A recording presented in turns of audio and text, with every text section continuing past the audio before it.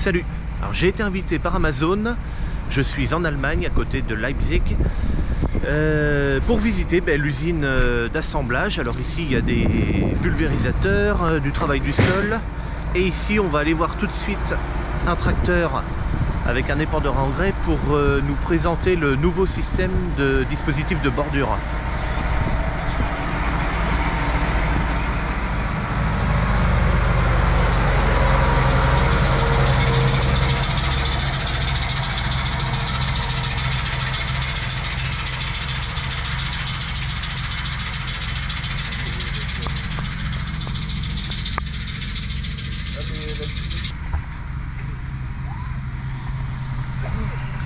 Donc on peut voir dans la trace de tracteur qu'il y a de l'engrais, mais dans la petite plaque violette que j'ai filmé juste avant, il n'y a rien du tout. Et donc ça c'est le nouveau système de bordure. En fait, il faut passer au bord du champ. Il y a un déflecteur exprès, et donc ça permet de mettre vraiment que 0 granulé à l'extérieur du champ. Et en fait ce système là, alors ça nécessite de passer au bord du champ. Alors on peut se dire mais putain c'est nul parce que ça fait un passage de tracteur en plus dans le champ à détruire l'agriculture. Amazon dit que tu passes au bord du champ, ça fait un passage de pulvé supplémentaire si on veut dire ça comme ça. Mais eux ils considèrent qu'il faut l'utiliser. Alors tu peux l'utiliser sur des cultures maïs, tournesol, donc là tu peux passer ici si tu n'écrases pas ta culture, ou pour du céréal, mais seulement sur le premier rapport. Quand ta culture est petite, tu ne l'abîmes pas. Et ensuite, tu peux, après le reste se fait pas, mais le premier passage étant très important, ils disent que c'est sur celui-là qu'il faut le faire. Voilà, donc en haut de l'épandeur, il y a une espèce de tige avec un truc blanc en haut là. Pour ceux qui se posent la question, en fait, c'est un système pour mesurer la vitesse du vent. Et comme ça, l'épandeur, si on a un vent par exemple de côté, l'épandeur est capable de comprendre ça et d'envoyer un peu plus fort contre le vent pour toujours garder la bonne largeur d'épandage.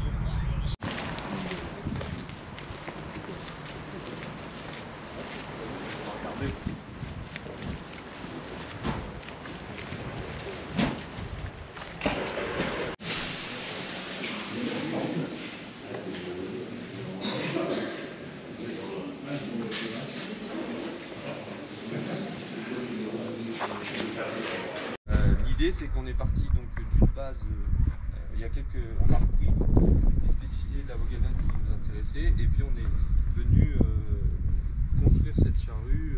Donc là on va avoir un exemple du retournement de la charrue. C'est un nouveau système sans toucher le varillarge en fait. C'est un vérin vraiment dédié à ça.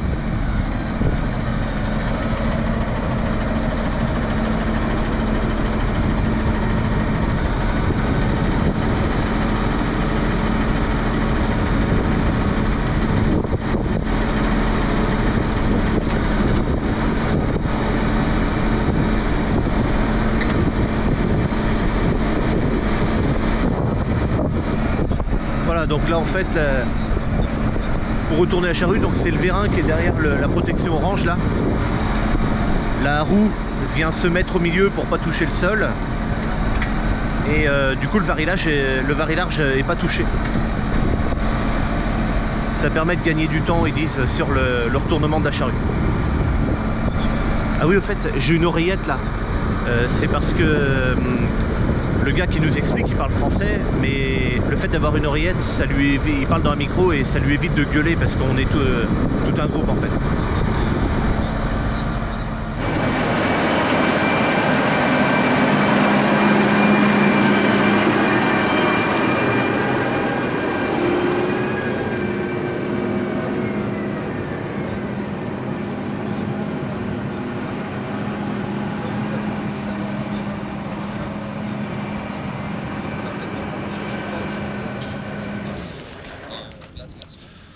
Bon, là on est sur la charrue semi-portée, elle est très similaire à l'autre, je ne vais pas en parler plus que ça. Alors un mot quand même sur le retournement de cette charrue monoroue. Amazon annonce qu'ils ont beaucoup amélioré le système de retournement et qu'ils font un truc un peu souple et tout. N'empêche que j'ai aucune confiance dans le retournement d'une charrue comme ça. Hein. Parce que même s'ils ont amélioré, ça dandine quand même. Hein.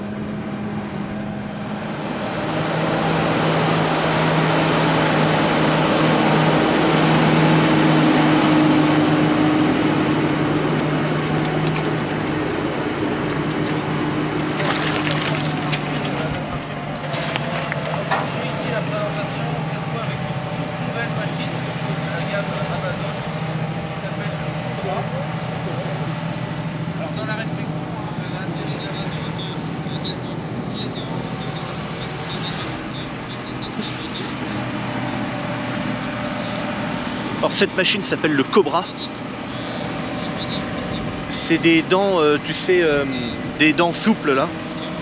Et ça c'est vraiment pour du déchômage, hein. C'est pas comme le Sénus par exemple qui est fait pour aller plus profondément. Ça peut être un premier déchômage par exemple juste après avoir moissonné. Et donc on a à l'avant le rouleau qui permet de mulcher. Ça c'est vraiment la particularité de cette machine. Aujourd'hui chez Amazon, le système de dents qui sont proposés, c'est des dents à déclension. La dent, par exemple, la version populaire, c'est qui ressort 500 kg, sur un Sénus qui avance 600 kg, et on parle d'une pression à partir de laquelle la dent va se déclencher. Ici, on ne parle pas de pression de déclenchement. La dent, elle est toujours en activité, elle est toujours à la préparation. C'est de la dent vibrante, hein.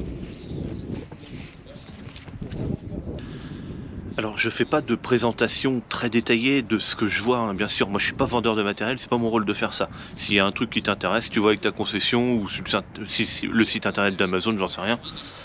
Mais moi je veux pas faire ça ici. Il y a également 2 ou 3 nouveautés dont j'ai pas le droit de parler parce que il faut attendre une certaine date avant que Amazon dévoile ces nouveautés là. Donc voilà, après à suivre l'actualité Amazon et puis tu verras les nouveautés.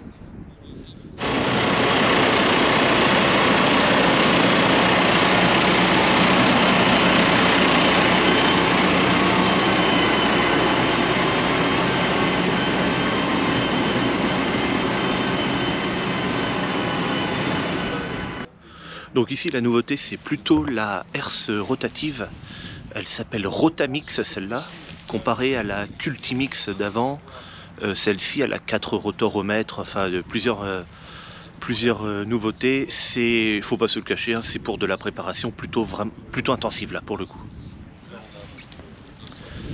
Derrière c'est un Santaya, le semoir.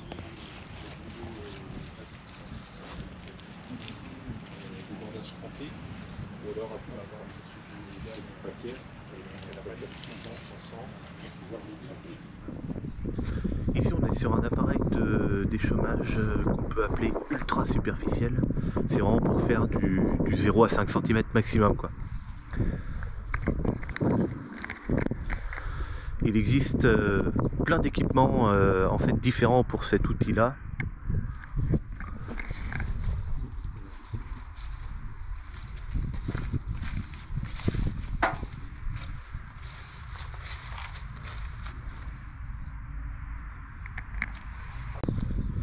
Donc tous ces équipements, ça permet d'avoir une machine en fait finalement polyvalente. Et puis voilà. Alors ça par contre c'est pas en vente encore, ils sont toujours à des phases d'essai. Donc il n'y en a que 3 qui ont été construits seulement. Et puis ils essayent toujours. Alors essaye pas de l'acheter ça pour l'instant, tu peux pas. Et une dernière précision, ça c'est fait pour avoir un minimum de puissance à amener avec un tracteur. Ils estiment qu'on peut rouler avec un outil comme ça de 12 mètres de large avec un tracteur de 200 chevaux entre 15 et 18 à l'heure.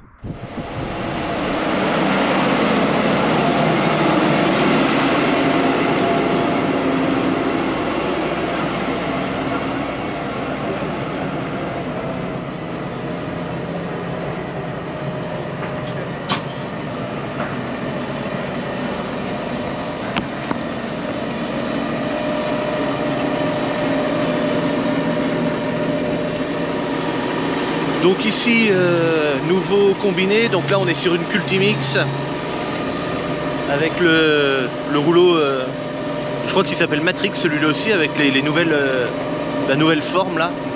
Il est bien ce rouleau, j'aimerais bien avoir ça moi. Au niveau du semoir par contre, on est sur un Santaya toujours, sauf que là c'est le modèle super, alors que l'autre c'était le modèle spécial. Et ici c'est les disques, l'autre avait les disques Rotec et là c'est les doubles disques, mais je sais plus comment ils s'appellent.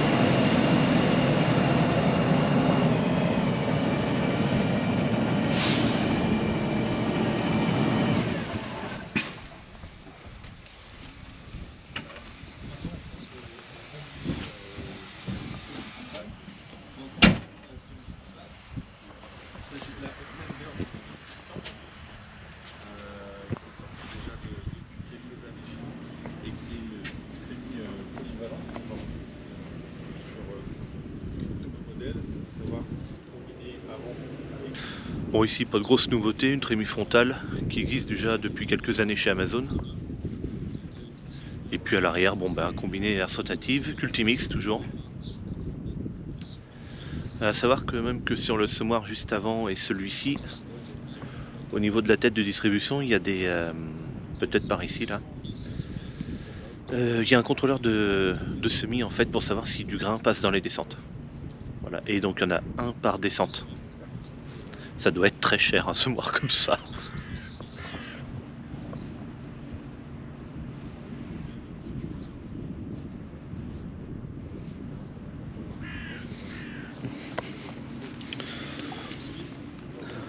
Là on a une barre de nivelage. Cette barre elle est reliée au rouleau.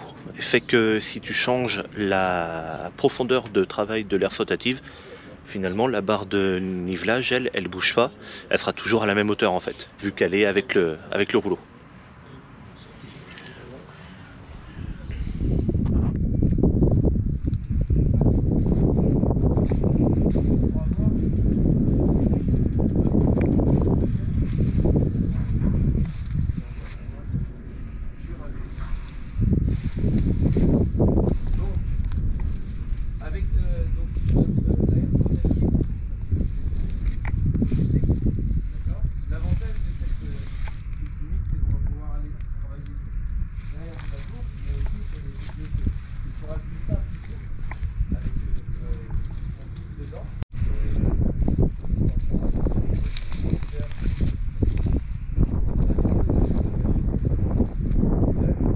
Bon, ici le semoir monograine, il n'y a pas grand chose à dire, tout électrique, ça roule à 15 à l'heure. Donc là on va voir le repliage.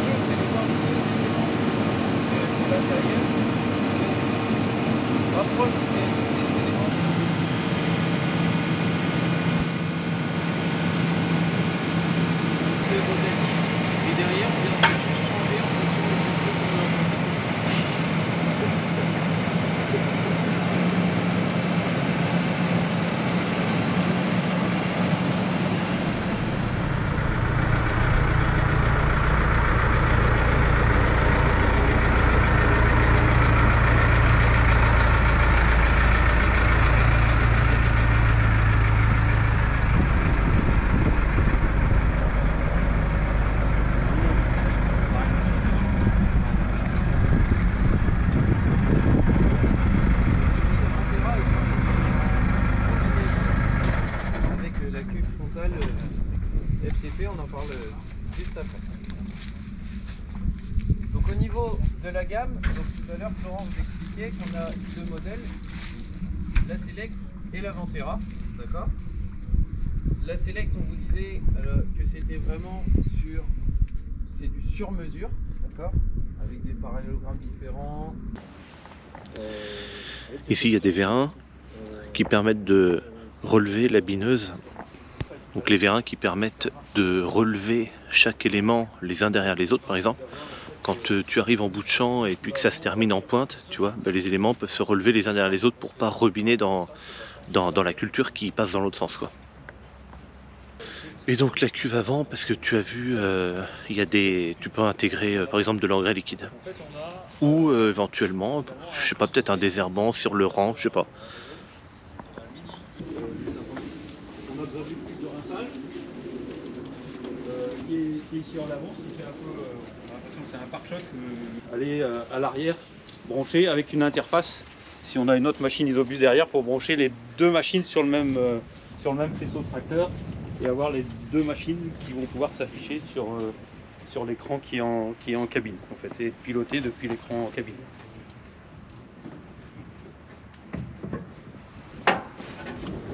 Alors la cuve frontale, ici c'est pas une cuve frontale classique Amazon, c'est en fait un vrai pulvérisateur à l'avant, qui n'a pas de rampe en fait, puisque la rampe elle est sur la bineuse.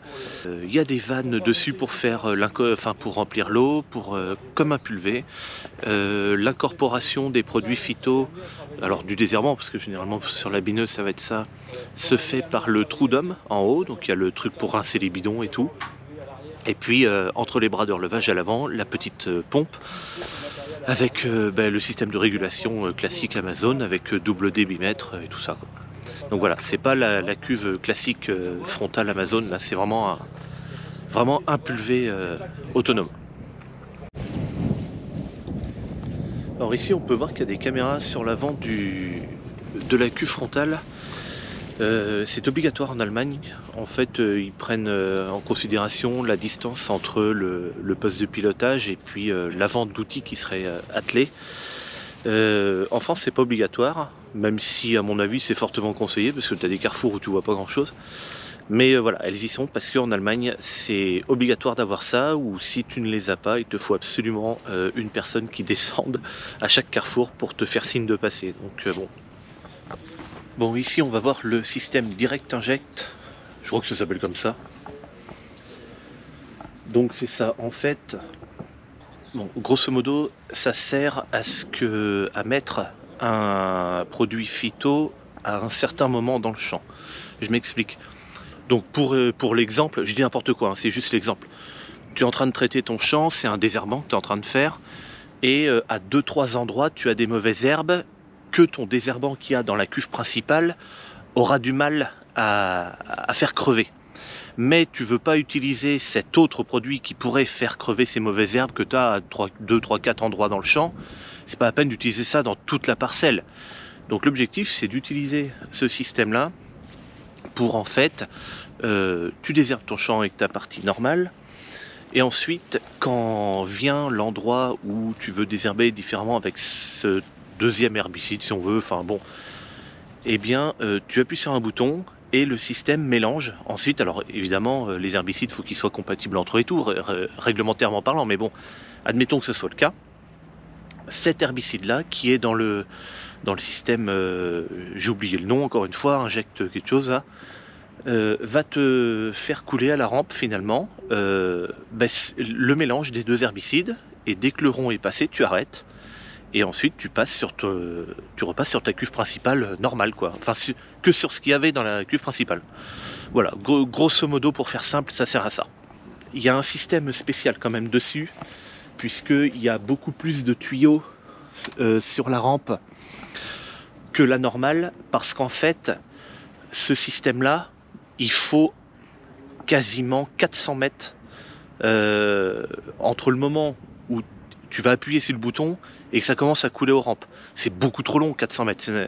C'est complètement con même de laisser un système comme ça. Donc Amazon a fait en fait un genre de pré-amorçage par ces tuyaux-là. Et il y a une dizaine de points d'incorporation où ces tuyaux-là, alors ça doit être ceux-là, là, avec les colliers, là, vert, rouge, machin. Alors c'est peut-être ici, si ça se trouve, hein. Ça se trouve, ça s'en est un, là. Donc il y a une dizaine d'endroits où le produit, en fait, il est là, dans ce tuyau, il attend. Et quand tu appuies sur le bouton, tac, il passe dans le système de circuit principal, forcément, pour être incorporé avec le reste.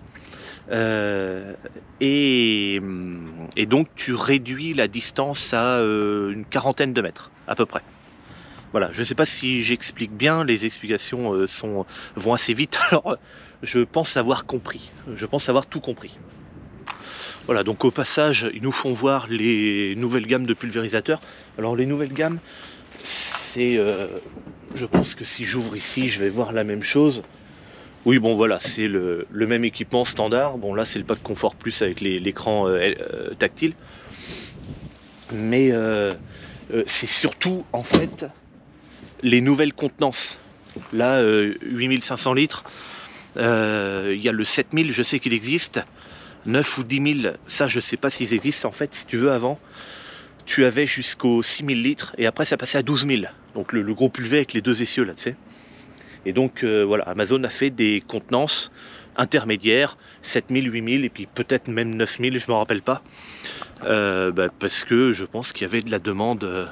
Je crois que c'est à peu près les mêmes châssis, je crois qu'il n'y a que la cuve qui change. Ce système-là, il faut appuyer sur un bouton pour l'activer et le désactiver. Il y a aussi, c'est pas encore développé, mais il le prévoit de faire marcher ça avec une carte d'application. Alors, je sais pas comment ils vont créer la carte d'application, est-ce qu'ils vont faire passer un drone ou un satellite ou je sais pas quoi. Mais après, tu rouleras dans le champ avec le pulvé, le système s'activera et se désactivera tout seul en fonction des ronds de mauvaises herbes qui sont différents, enfin que tu veux utiliser différemment, avec cette carte d'application. Donc ça sera totalement autonome là pour le coup, mais c'est en cours de développement parce qu'à mon avis c'est pas facile à mettre en place ce genre de truc. Alors là on est sur un pulvé porté et vu le tremplin qu'il y a là-bas, j'ai bien compris ce qu'on allait voir comme essai, c'est le suivi de terrain, distance contrôle. Alors j'ai parlé de distance contrôle, là ici précisément c'est le contrôle contour. En fait ça incorpore la géométrie variable et puis 6 capteurs enfin 6 sondes là de suivi. Allez.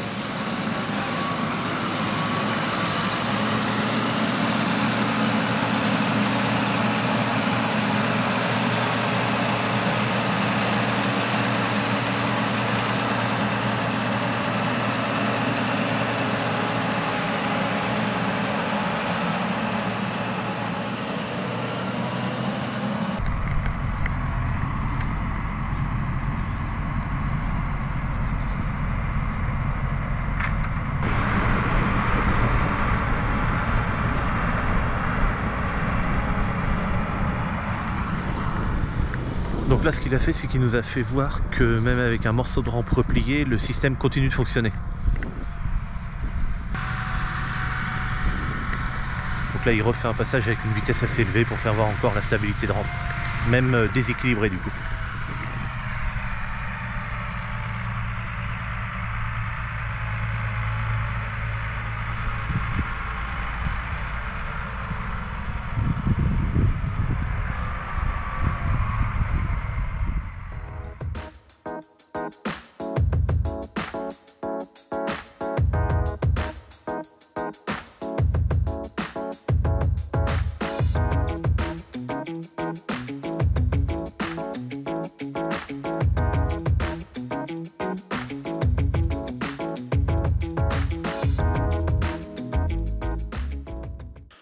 Bon, ça fait du bien de rentrer à la maison. Alors, pour la visite d'usine, tu peux voir qu'il n'y a pas d'image, c'est normal, je n'ai pas eu le droit de filmer, ni photo, ni vidéo dans l'usine.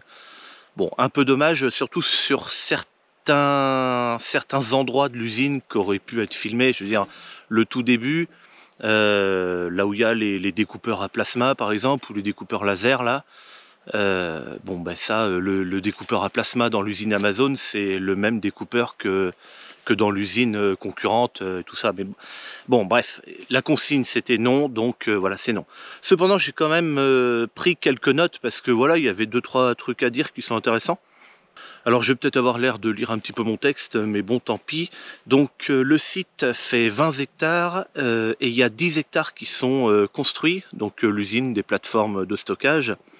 Il y a environ 420 salariés dans cette usine-là, à Leipzig, sachant qu'il y a 5 usines Amazon en Allemagne. D'ailleurs, entre parenthèses, ils travaillent, alors je ne me rappelle plus exactement le terme qu'ils ont employé, mais ils travaillent en truc croisé là. C'est-à-dire que tu vas avoir une usine qui va construire des pièces et une autre usine va construire d'autres pièces d'un même outil. Alors pas sur tous les outils, mais c'est parce qu'en fait je crois, si j'ai bien compris, qu'ils nous ont expliqué qu'il y avait des saisonnalités aussi dans la fabrication des outils et donc pour éviter d'avoir trop de travail à un moment donné et puis quasiment plus de travail à un autre moment, en fait ils répartissent sur 1, 2 ou 3 usines, ça dépend, le travail, et comme ça leur permet d'avoir du travail constant et toute l'année quoi. Quoi d'autre? Donc ils travaillent directement avec la matière brute. En fait, ils reçoivent la matière comme ça, c'est eux qui font. Ils réparent eux-mêmes leurs outils, ils fabriquent eux-mêmes leurs gabarits. Dedans, il y a tout un cheminement en fait. L'outil commence à être fabriqué, donc d'abord avec de la découpe et tout, puis ensuite à la fin c'est l'assemblage. Dedans, il y a 9 robots de soudure. Et puis des soudeurs évidemment. Alors il y a une petite anecdote sur les soudeurs, c'est que les mecs qui veulent se faire embaucher là-bas pour souder, ils ont un examen interne à passer avant d'être embauchés. L'usine en fait s'assure en faisant ça d'avoir du personnel très qualifié quoi. Alors c'est pas un examen pour seulement faire un cordon de soudure et puis c'est bon, non non. L'examen il consiste aussi en par exemple savoir lire un plan, savoir le retranscrire avec des bouts de ferraille, enfin voilà, bon il y a tout un truc. Au niveau de la peinture, ça c'est tenu au secret professionnel, mais il y a des nouveautés qui vont sortir bientôt, peut-être pour le CIMA au mois de novembre, ou peut-être en début d'année, de janvier 23 là. Mais voilà, alors pour la peinture, je peux pas t'en dire plus. J'ai pas le droit de le dire là tout de suite. Donc l'usine en elle-même, il me semble que c'est une usine passive. Je crois que c'était le terme qu'ils ont employé. En fait, c'est passif ou c'est quoi? Je me rappelle plus. Bon bref, c'est pas grave. En fait, dans cette usine, ils fabriquent des outils non animés, d'accord? Donc tout ce qui est herse rotative et tout ça, les outils animés, c'est pas là que ça fait. C'est pour ça que ça s'appelle passif, si c'est ça le vrai terme, je me rappelle plus. J'aurais dû le noter, c'est pas grave. On a eu beaucoup d'informations en peu de temps et du coup ça va assez vite. À la fin, je sais même plus ce que je devais noter ou ce qui était intéressant ou pas. Et donc là-dedans, ils vont faire par exemple les outils de déchômage à dents, à disque. Comme le Catros par exemple, j'ai vu un énorme Catros, un 12 mètres, un Catros XT ou je sais pas quoi là. Il est monstrueux. Il était à l'assemblage, ils étaient en train de mettre les disques dessous et tout là. Et ouais, c'était une sacrée bestiole. Ils fabriquent également dans l'usine des pulvérisateurs, mais alors pas les UX comme moi j'ai, ils fabriquent seulement les UG. Les UG ils sont rigolos, c'est surtout pour les pays de l'Est en fait. Alors je sais pas pourquoi, les pays de l'Est ils aiment bien le UG. Mais en fait le UG, moi il me fait penser à une petite tonne à lisier, tu sais, il a une cuve un peu ronde comme ça, avec le tuyau qui passe par-dessus, je te mets une photo, le tuyau qui passe par-dessus la rampe, en fait on dirait une petite tonne à lisier avec une rampe quoi. Il est rigolo ce petit pulvérisateur là, le UG. Et donc il se fabrique là-bas aussi le UG là. Bon bah écoute, c'était ma visite à l'usine Amazon de Leipzig. Je suis très content, je remercie Amazon de m'avoir invité. Alors en fait, j'ai été invité, alors il y avait de la presse agricole, tu sais, Ternet, la France agricole, des trucs comme ça. Et puis d'autres personnes, je ne me rappelle plus exactement les gens qui étaient là-bas. Leur métier, ils étaient tous super sympas en tout cas, mais les présentations ont été faites assez vite. Et puis voilà, après moi j'ai pas retenu... Puis je retiens jamais ce genre d'informations. Ceci dit, je pense que j'ai été invité peut-être parce que j'ai 4 outils Amazon, entre les déchômeurs, le semoir et le pulvé. Donc je pense que c'est pour ça que j'ai été invité là-bas. Et puis aussi parce que je fais des vidéos certainement. Voilà, mais bon, en tout cas, merci beaucoup Amazon parce que c'était génial. J'ai vraiment pris du plaisir à visiter cette usine et puis tout ça, visiter un petit peu la ville de Leipzig. On a eu une guide à un moment qui nous a expliqué plein de trucs sur la ville et tout, donc c'était vraiment cool, vraiment super. Donc voilà, écoute, maintenant je vais reprendre mon petit train-train quotidien, les activités de la ferme, et puis moi je te dis en attendant à bientôt pour une prochaine. Salut!